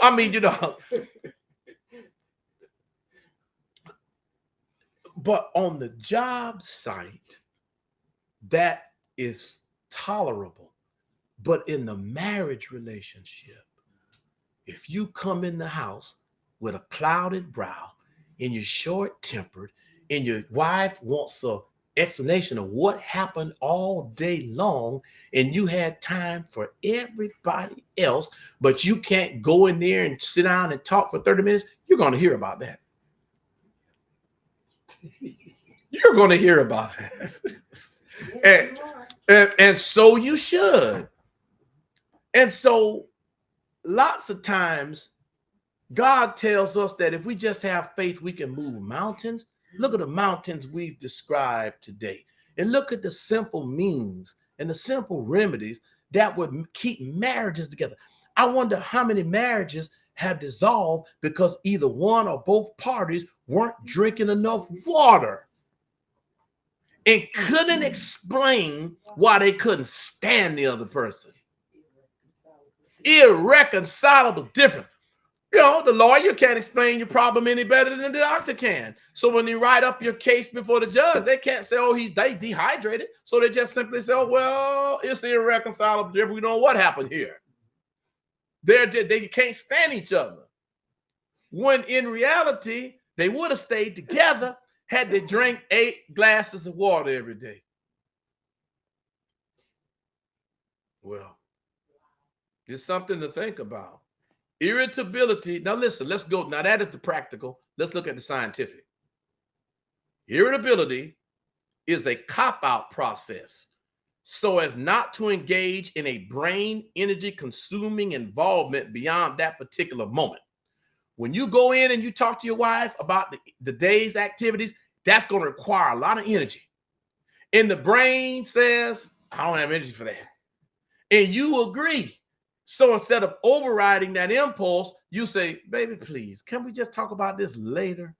And it's every day that you do that. So you're copping out because your brain doesn't have the energy that it needs. Remember, the brain and the body works on hydroelectric energy. So you don't have it. So you have moved beyond your bandwidth. You ever hear people say, oh, I don't have the bandwidth for that. Now they're using a technological term to describe an emotional state or physiological state. They say, I don't have the bandwidth to deal with that. What they're really saying is, I can't deal with that right now. I just can't process it. And so as a result, they give up. They give irritable people. You become irritable. Now, listen, give irritable people a couple of glasses of water, and you will see them calm down and become fairly amiable if they're irritable. You know, Donna, well, I won't say that, but it was just so I don't want to talk about my arms and what I do, but I think I can do this without the Lord, violating anything. When Don and I come across homeless people on the road, unless we're going to get in some kind of accident, we always try to give them a little piece of money and a steps to Christ. Now we do that because we know we can't relieve their financial depravity, but we can give them a meal, enough money to get a meal and get off the street for a while. But we started adding something to that. We started giving them a bottle of water too, because many of them are out there thirsty and dehydrated, and what they really need more than anything else is water. So don't forget, the Bible says if you give a person a glass of water, remember what Jesus said? You will be rewarded for that. There's a reason why the Lord said that. Now I want to deal with 2 more items here, and of course we're not going to get all the way through this, and I want to allow time for discussion because I feel like there'll be some statements made. 4 is feeling anxious. We're talking now about anxiety. Now, that's a big one. You go to the psychologist, most of the time the diagnosis is they have anxiety. Many people anxious about being anxious. Many folk anxious about just being sick. They're scared they're going to get sick. Not really sick, just anxious, just scared, right? This is the brain saying that its frontal part reflects its concern over water shortage in its domain of activity. I cannot imagine a more eloquent way for the thinking brain to reflect its anxiety about dehydration in the body of its delinquent owner. Obviously, when the body wanted water, it must have been given something else that did not satisfy its real needs. So you wait late to feel the thirst sensation. And when you finally feel that, you give it an orange soda or a Dr. Pepper or a tea or some fruit juice. And the brain gets nervous and said, I'm telling this guy I'm thirsty and he's sending me down fruit juice. I need water. So it panics. That's the brain's way of saying, hey, I need water. Finally, our last item for the day, but by no means have we even scratched the surface, is feeling dejected and inadequate. Many people feel dejected and inadequate, and they try to prove their adequacy. They try to show you that they're up to par. That's the reaction. If you feel less than, you try to prove that you're equal to. And oftentimes, they'll try to blow out the next man's candle because theirs isn't burning. But blowing out the next man's candle isn't going to make yours burn any more brightly.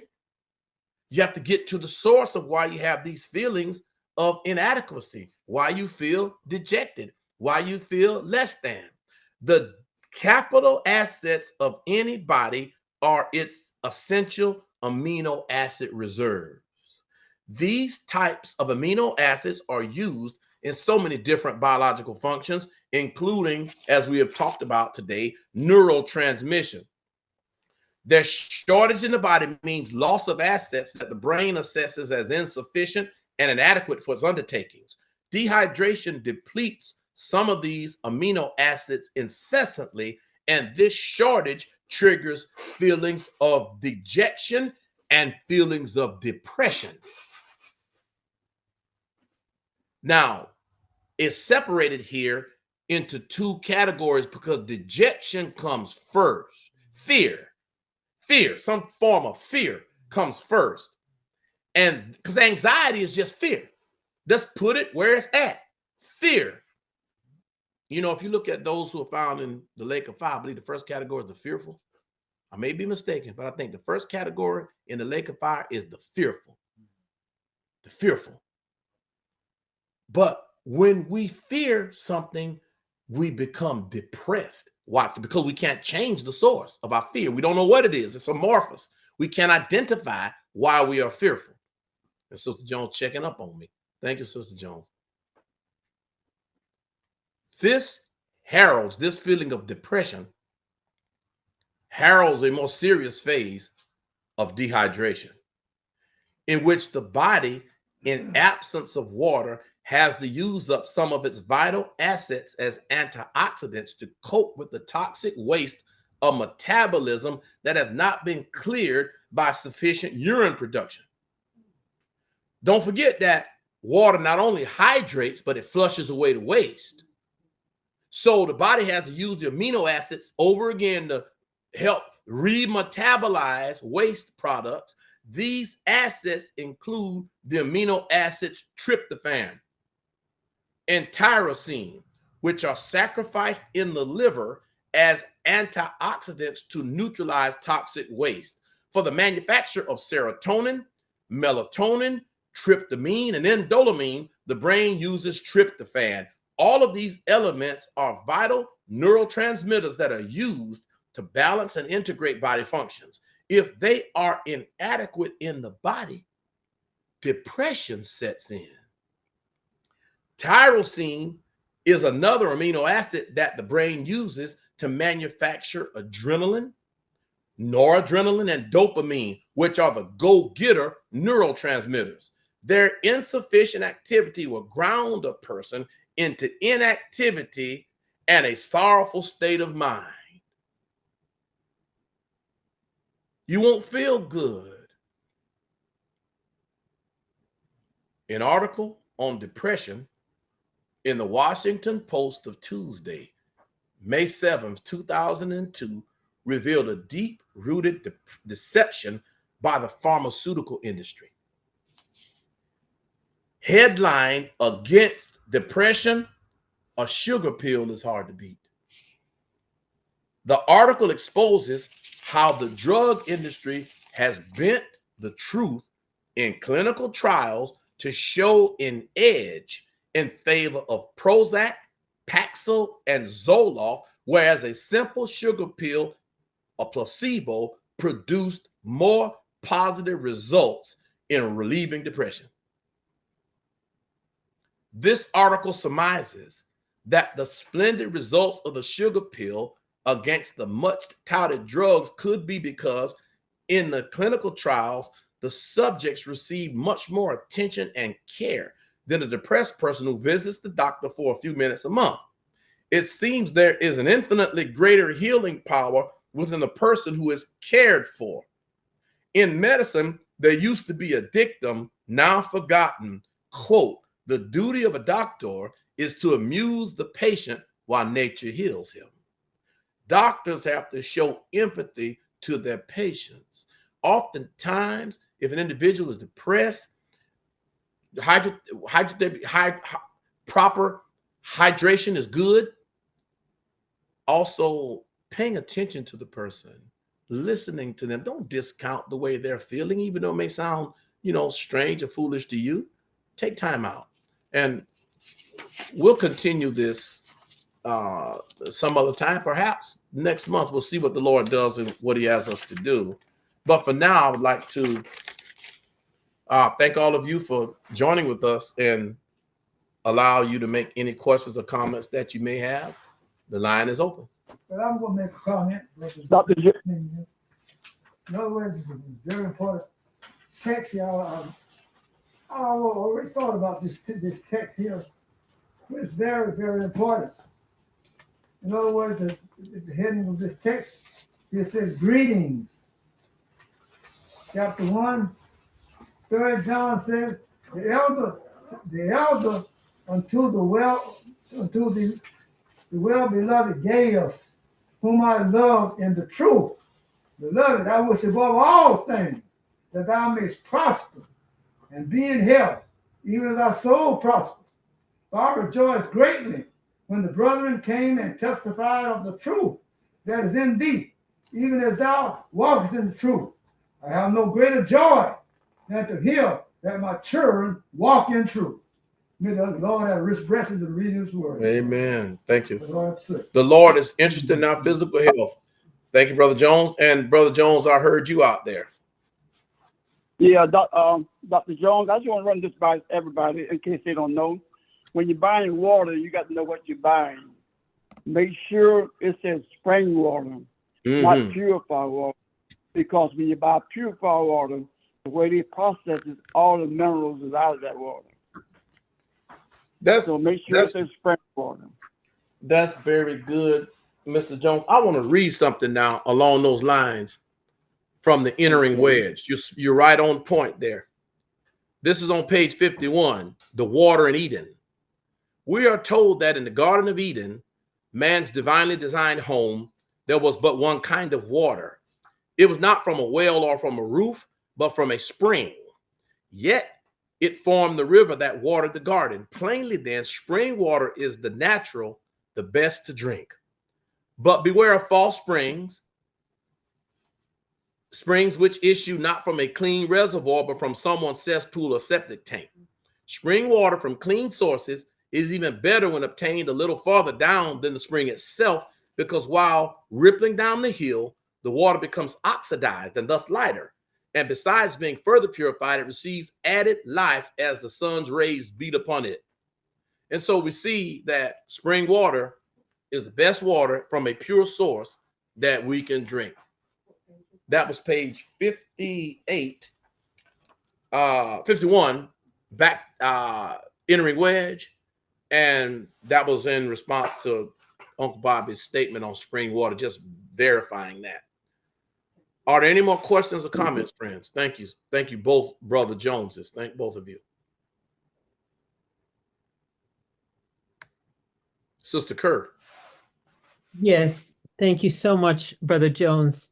Was this reading all from that book? You're Not Sick, You're Thirsty? Yes, it was bits of it and then my own comments added in. Thank you. And then Yes, other is an two excellent. comments. I'm sorry. Oh, go ahead. It is an excellent book. I recommend everybody get access to it if they possibly can. It will change your thinking about dehydration and what truly constitutes dehydration. Thank you. So then I had two comments. One is about salt and one is about juicing. Now with salt, there's a discussion out there that if we take a grain of salt, like Celtic salt or Himalayan salt, that it induces us to drink more water. And so I thought I would comment that. And then with the juicing, of course, we are in a generation and age where there's lacking so much minerals in our diet. And so the juicing helps us to hydrate. And of course, we can drink the juice between the meals because it's not a roughage that we have to digest. So those are my comments. Thank you. Yeah, they're both excellent. I'll deal with the second part first. If you drink a juice that has been taken through a juicerator machine, for example, then it's digested. All you have to do is drink it. And it, in instances where people have cancer and different diseases that are taxing the body's systems to the maximum and they're already weak and sick, that's an easy way to get nutrition in without requiring much deficit from the body's energy resources. Now, first part of that statement is very profound. When Sister Kerr, you mentioned a little salt, a grain or two of salt in water. Around the cells are sodium pumps. And you know that water follows salt. If you eat peanuts, like boiled peanuts, down here in Georgia, we love boiled peanuts. So if you eat boiled peanuts, what's the first thing you do? You're thirsty, because water follows salt, not just in the macro, but in the micro. So in the cells in the body, those little sodium pumps outside the cells, when the salt, just small amounts of salt are taken in, then the body brings the water behind it inside the cell. And inside the cell, hydration takes place. Remember, there's water in the body in two places, inside the cell and outside the cell. It's important to have water outside the cell, but even more important to have water inside the cell, because that's where the organs function, inside the cells. That is that first part of your question, your statement, your contribution, Sister Kirk, very important. Must have hydration inside the cells. When I did my clinicals at Phoebe Putney, I was in the cardiac suite when Dr. Roberts, who interestingly enough died of a heart attack, but he was a renowned cardiologist.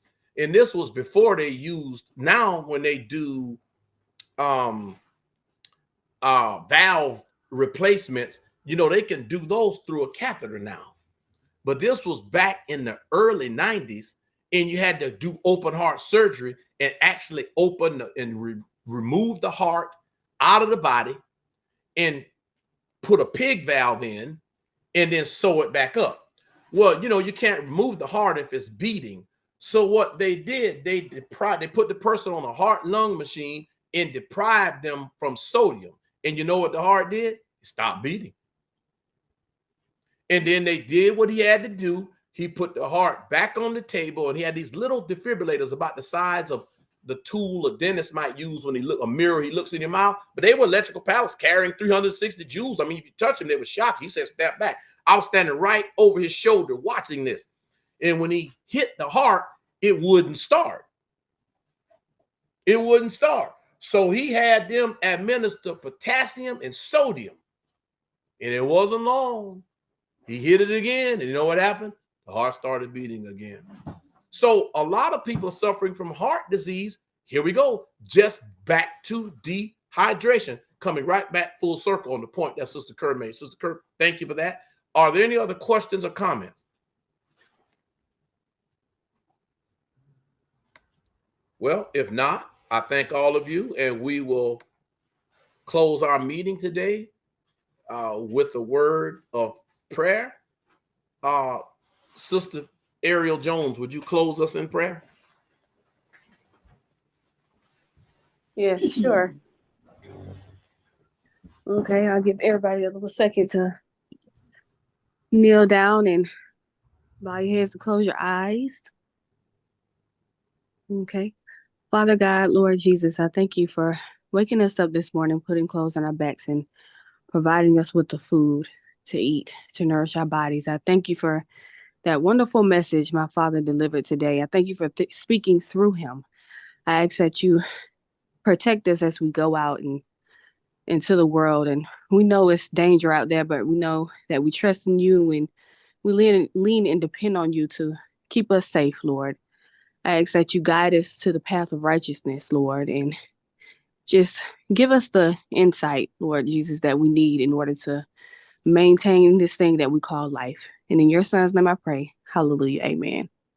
Amen. Amen. Thank you so much. Amen. God bless all of you until we meet again. Thank all All right. Yes, sir. Half ounce of water for each pound you weigh. Is that for what- each pound you weigh. At the minimum. Minimum. Okay. At the minimum. Half ounce for each pound. Half ounce for each pound. Okay.